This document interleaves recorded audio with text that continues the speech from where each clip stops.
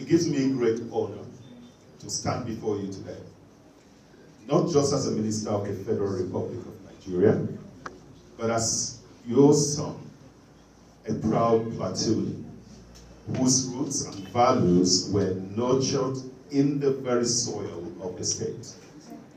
I thank His Excellency, President Bola Ahmed Tinubu, GCFR, for the confidence reposed in me to serve our nation under the renewed hope agenda. Many of you may know me as a health professional, a pharmacist, a clinician, and a humanitarian who has served both in Nigeria and the United Kingdom. My journey began right here in Plateau, in our schools, our communities, our hospitals, where I first learned that leadership is about service, and service is about compassion. Those humble beginnings shaped my conviction that government exists to make life easier, fairer, and more dignified for the average citizen. My vision for the Ministry of Humanitarian Affairs and Poverty Reduction is clear, and yet straightforward, to make hope a reality for our people, especially the poor, the displaced, the vulnerable, and the marginalized. We will pursue a humanitarian response, not as a charity, but as a right and a responsibility of government. We will build a ministry that listens, responds, and acts with transparency, accountability, and measurable impact. Every intervention must translate into food on the table, roofs over our heads, children in school, and livelihoods restored. My strategic priorities.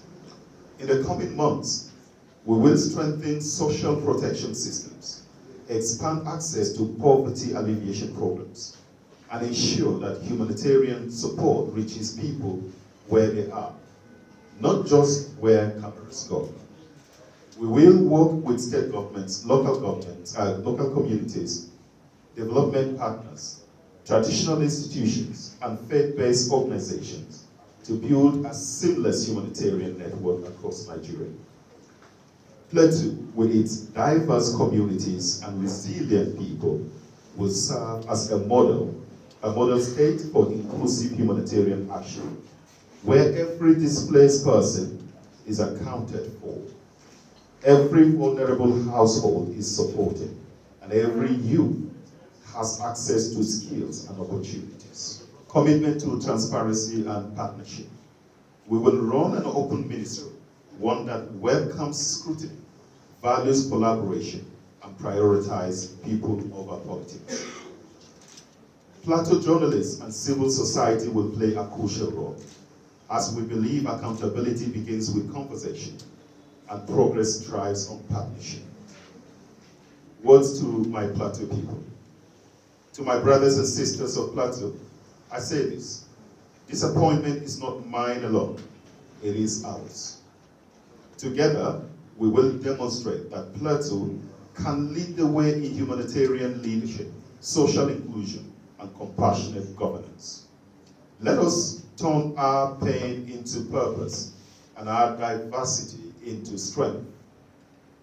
I stand before you today, not as one who knows it all, but as one ready to listen, to learn, and to serve. With God's help and your support, we will deliver a ministry that restores dignity, rebuilds communities, and renews hope. We do this by ensuring that there is efficiency within the ministry. We do this to ensure that our outreach, our interventions actually gets to the intended recipients, the intended demographic. That's very key. And we do this working with the individuals concerned.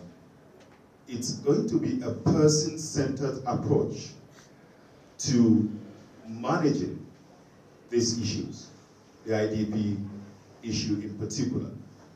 There are relevant agencies and departments within the Humanitarian Affairs Ministry. We want to ensure that those agencies are fit for purpose. We want to ensure that we remove any sort of duplication amongst those agencies. We want to ensure that the agencies are working together in synergy to be able to deliver what is important for those individuals that are affected. In particular, the agency for, the Commission for Refugee Commission will be strengthened to ensure that we're able to directly impact the IDPs. At the moment, as soon as I go back to work, my first brief will be to make sure that the executive directors and the DGs that run these agencies, we collaborate with them. That the ministry will be able to ensure a supervisory role to make sure that the IDPs are helped. You can see that recently there's been a regime within the security architecture of the country. And this is to bring more vigor, to bring fresh ideas to resolving the issues of security in this country. We know that most of the problems we have is as a result of man-made, disasters. Because wars and conflicts and what have you leads to these issues of displaced persons. And I think at the core of it, as you've said, hunger and lack of meaningful livelihood impact on that. And that is why we want to ensure that our social investment program, the national social investment program, is legit. We want to make sure that this is well funded so that we can then be able to deliver interventions that reduces poverty. You're right by saying, I think it was the chairman that mentioned this, that over 60% of Nigerians are multi-dimensionally poor. And we want to approach this head on so that by the end of our tenure, that we can use verifiable data to say this is what we have done to be able to reduce the poverty level. We'll do this through skill acquisition, through providing soft capital and loans for those at the bottom of the economic ladder. That would be our desire. We want to make sure that we encourage a welfare system that helps individual and helps lift the individual from poverty. That is our desire.